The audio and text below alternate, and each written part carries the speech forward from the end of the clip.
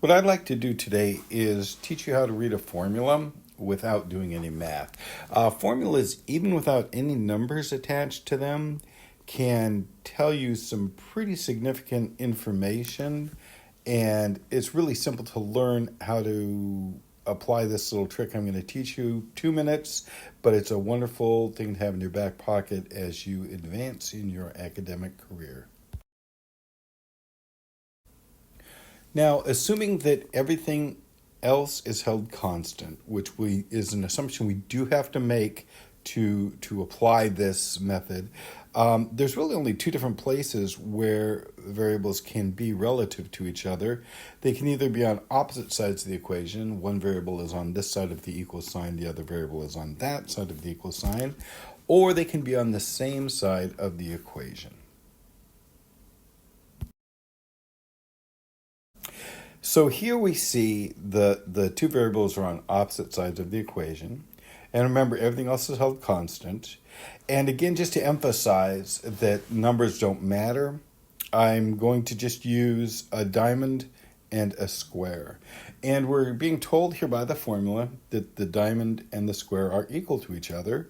So let's look at what happens as the square gets bigger.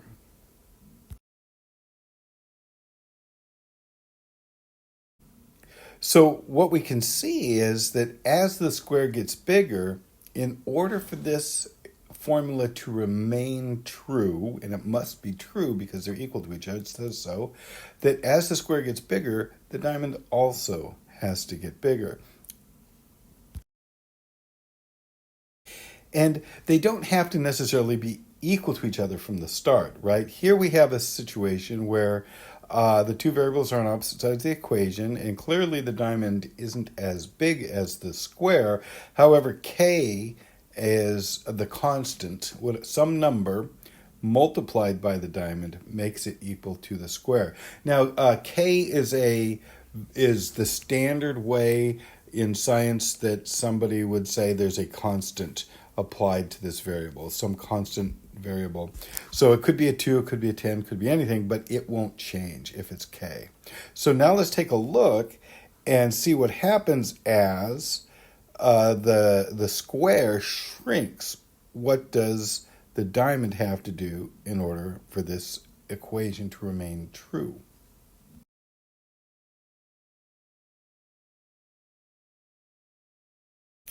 Well, as we can see, k doesn't change. Again, it's constant. So as the square shrunk, the diamond also needed to shrink in order to keep the equation valid. So k times a smaller number equals a smaller number. So what we have here is called a direct relationship between x and y.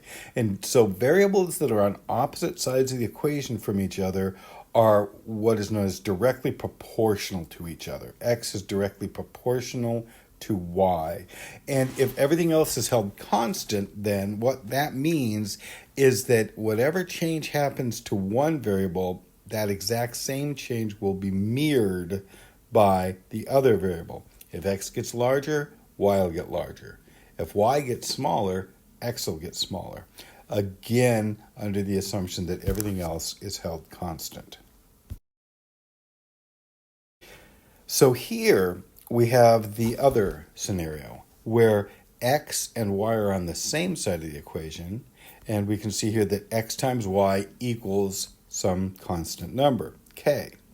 Now, again, the k cannot change, so x and y are the only two variables that will change, and so I show it here in colors, where x is red, y is yellow, and together they equal some constant color.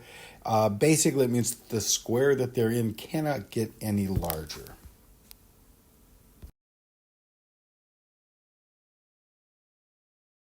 So what that means, as we can see then, is that as the red gets larger, the yellow had to get smaller in order for this equation to hold true and remain valid.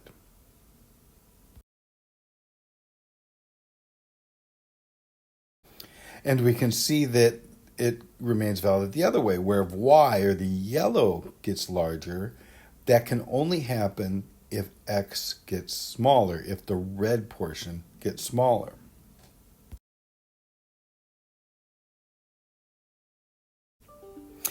And so our conclusion here is that when the two variables are on the same side of the equation, they are inversely proportional to each other. What that means is that when variables are inversely proportional to each other, that as one of them gets larger, the other one needs to get smaller in order for the equation to remain true. And again, this is under the assumption that everything else is held constant.